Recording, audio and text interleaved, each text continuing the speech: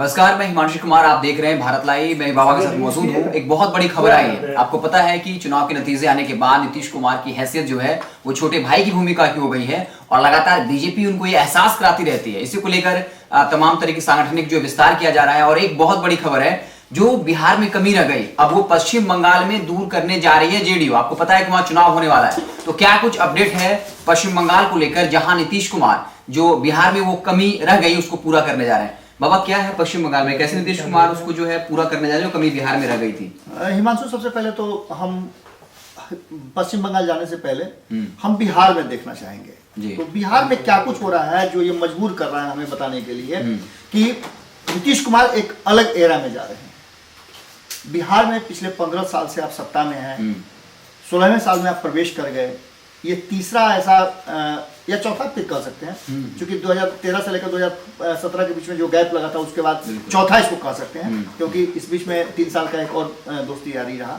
Bharatiya Janata party के साथ रहते हुए नीतीश कुमार को इतनी कम सीटें आना और भारतीय जनता पार्टी का सीट बढ़ना कहीं ना कहीं एक बात की तरफ इशारा कर रहा है कि नीतीश कुमार के साथ बहुत सारी ऐसी बातें हो रही हैं जिसको लेकर के नीतीश कुमार का कद घटा है या फिर घटाने का प्रयास किया एहसास कराया जा रहा है, या फिर नीतीश कुमार कुछ नहीं कर पाए ये लोगों के दिमाग में बैठता जा रहा है, या नीतीश कुमार आगे नहीं कर पाएंगे ये बैठता जा रहा है।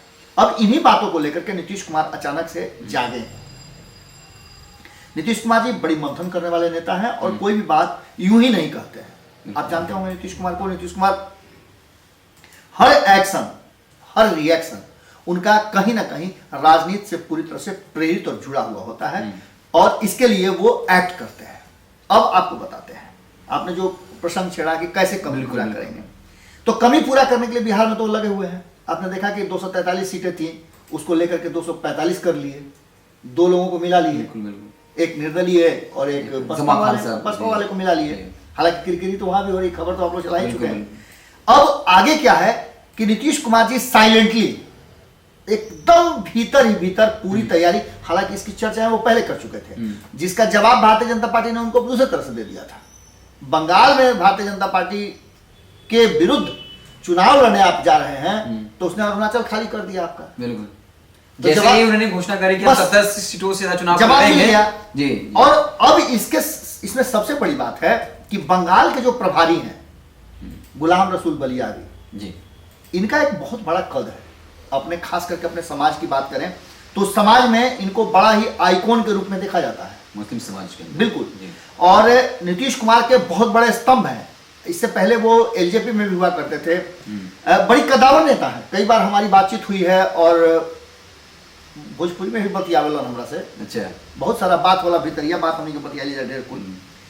वो पूरी तैयारी कर चुके हैं और जो कमी या तो भारतीय जनता पार्टी के पास हो के कारण हो, बिहार की जनता के कारण हो, या फिर भारतीय जनता पार्टी की रणनीति जो कही जा रही है कि एलजेपी को उसके सामने खड़ा करने की रही हो, उसके कारण हो, जिस कारण से भी रही हो, उसका बदला बंगाल में लेने की तैयारी हो रही है। 294 सीटों वाली बंगाल विधानसभा में एक तरफ जहां ममता ने कल जो एक्ट किया वो एकदम शेरनी की तरह था। उसने मंच से ही प्रधानमंत्री नरेंद्र मोदी को निश्चित रूप से ललकार दिया।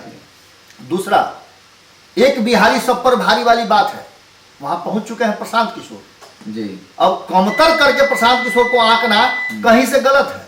प्रशांत किशोर को आप कम करके नहीं आंक सकते हैं। प्रशांत किशोर वहां पहुंच चुके हैं और वो पूरी तरह से अपना काम शुरू कर चुके हैं। उन्होंने तो साफ तौर पर कहा है कि दहाई अंक में प्रवेश नहीं करने देंगे। एक बात यह है, प्रहार भी किया था कि जिनको बीजेपी के नेताओं पे कि जिनको बंगाल के जिलों का नाम नहीं पता है वो बंगाल फतह करने की बात कर रहे हैं। बिल्कुल बिल्कुल। आप समझिए ना कि यदि आप लिस्ट लेकर के दुकानदार के पास जाते हैं, आपके पास सूची हो कि आपको कौन कौन सा सामान लेना है, तो दुकानदार को भी समस्या नहीं है, आपको भी समस्या नहीं होती है। अगर आपके पास लिस्ट नहीं है, मुंहजबानी कहने जाते हैं तो आप भटक जाइएगा, कोई सामान छूट भी सकता है। यही चीज बताना चाह रहे थे कि जिस व्यक्ति के पास लिस्ट ही नहीं है, जानकारी ही नहीं है कि बंगाल है कैसा, वो आदमी बंगाल में फतह करने की बात कर रहा है। खैर ये तो अलग बातें हैं। आपने देखा होगा कि किस तरह से ये सारी चीजें जो है जगह पर आ रही हैं। और अब आरसीपी सिंह, हमने खबर भी चलाया था, आपको भी याद होगा, हमने खबर चलाया था कि कहीं ना कहीं आरसीपी सिंह और नीतीश ये दोनों जो हैं अब एक्ट करने लगे हैं नरेंद्र मोदी और अमित शाह की जोड़ी की तरह। अब इस एक्शन से क्या वो पश्चिम बंगाल से शुरुआत होगी, उत्तर प्रदेश में भी तैयारियां जबरदस्त हो रही हैं। आपने देखा वो उत्तर प्रदेश के भी बहुत सारे नेता आए हुए थे जिनसे मुलाकात हुई, असम के भी नेता आए थे उनसे भी मुलाकात हुई, और आरसीपी सिंह पूरी तरह से फ्री हैंड गुलाम रसूल बलियावी को देने जा रहे हैं। कहा यह जा रहा है कि इसमें नीतीश कुमार की मंशा है और उस मंशा को लेकर के अब वहां पूरी तरह से तैयारी में जुट चुके हैं। और सबसे बड़ी बात यह है कि बिहार के लोग बड़ी संख्या में वहां बंगाल में है। पहले भी हमने बताया है कि वो कई ऐसी सीटें हैं, करीब 30 से 40 ऐसी सीटें हैं 294 में, जिसको ये पूरी तरह से इन्फ्लुएंस करते हैं। मतलब जीत हार का फैसला ये बिहार के लोग ही करते हैं जी।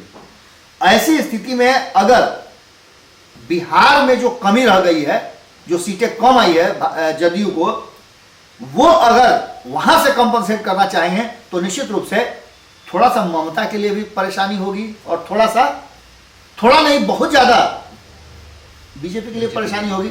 अब देखना होगा कि बीजेपी इसका जो अनाउंसमेंट हो गया है कि गुलाम रसूल बलियावी वहां फूटा गाड़ दिए हैं, तो आगे क्या होगा ये एक बड़ा प्रश्न है। और इस प्रश्न का हल कल जिस तरह की बातें हुई, कर्पूरी जयंती के अवसर पर बहुत सारी बातें कही गई, उन बातों में एक बात यह भी था कि बंगाल में बिहार का बदला लेने की तैयारी में है। विजेंद्र यादव की के आवाज सुन लें, अशोक चौधरी का भी बात सुन सकते हैं आप, खास करके आरसीपी सिंह का बात, उमेश कुशवाहा का बात सुन सकते हैं। ये सारे लोग अब कमर कस चुके हैं और कहीं ना कहीं बंगाल में मजबूत पकड़ बनाने की तैयारी हो रही है।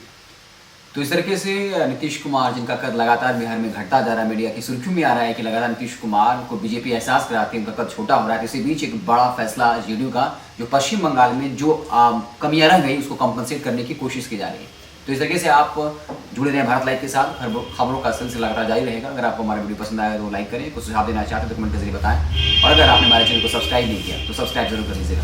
अगर ये वीडियो पसंद आई और वह बिहार के राजनीति और बिहारियत से सरोकार रखेनी तो सब्सक्राइब बटन दबा के चैनल के सब्सक्राइब कर ली। ओजे एगो घंटी बा, ओकरा बटन दबा देला से कुल सटीक और मारक खबर रुआ मुफ्त में मिल जाई। अगर रुआ पत्रकारिता के हमनी के नया प्रयोग में सहयोग कर चाहतानी तो ज्वाइन बटन दबा दी। पेटीएम नंबर नोट कर ली 9386 816